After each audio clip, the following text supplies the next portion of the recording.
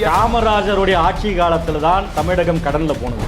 ஊழல் என்ற ஒன்று காமராஜர் ஆட்சியில் இருந்து தான் ஆரம்பித்தது. அவர் அலிகேட் பண்ணி பேசாதீங்க, ஏன்னா எல்லாரும் கொந்தளிச்சிருவாங்க மேல. நான் அதுக்கெல்லாம் கவலைப்பட மாட்டேன். சாதி மண்ணாங்கட்டி.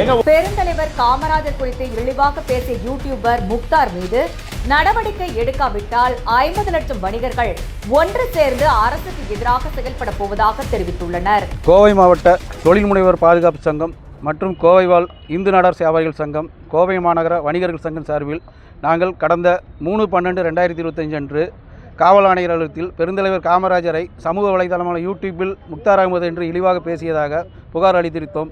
இது குறித்து விசாரணை உங்கள் காவல் நிலைய எல்லைக்குள் நடக்கும் என்று இணை ஆணையர் கூறியிருந்தார்கள். எந்த விசாரணையும் நடக்கவில்லை. கடந்த 4 நாட்கள் முன்பு சுந்தராபுரம் காவல் நிலையத்தில் அழைத்த ஆய்வாளர்கள் விசாரித்துவிட்டு சிஎஸ்ஆர் கூட தரம் மறுக்கின்றார். ஒரு பெருந்தலைவரை பற்றி மிக மிக இழிவான கருத்தை கூறிய முக்தார் அகமது குறைந்தபட்ச விசாரணை கூட அரசு செய்ய மறுக்கின்றது. முதலமைச்சர் கவனத்திற்கு இது கொண்டு செல்வதற்காக இன்று மாவட்ட ஆட்சியரிடத்தில் மனு அளித்துள்ளோம். மேலும் இது குறித்து நடவடிக்கை எடுக்கவில்லை என்றால் எங்கள் சிறு குறு வணிகர்கள் சுமார் 50 லட்சத்துக்கும் பேர் அரசுக்கு எதிரான நடவடிக்கைகளை செய்யக்கூடிய மனநிலைக்கு எங்களை தள்ளக்கூடும் நிலைக்கு இவர்கள் ஆளாக்கி வருகின்றார்கள். தினசரிக்கு 25லிருந்து 50 சிறு குறு வணிகர்கள் மூலமாக பொதுமக்களை நாங்கள் சந்திக்கின்றோம். எங்கள் கருத்துக்களை அவர்கள் மூலமாக அரசுக்கு எதிராக நாங்கள் செய்வதற்கு இந்த அரசு நடவடிக்கை எங்களை தள்ளி கொண்டிருக்கின்றது. ஆகவே முதலமைச்சர் அவர்கள் இதனை குறித்து உடனடியாக அந்த முக்தார் அகமது மீது கடுமையான நடவடிக்கை எடுக்க வேண்டும் கேட்டுக்கொள்கிறோம்.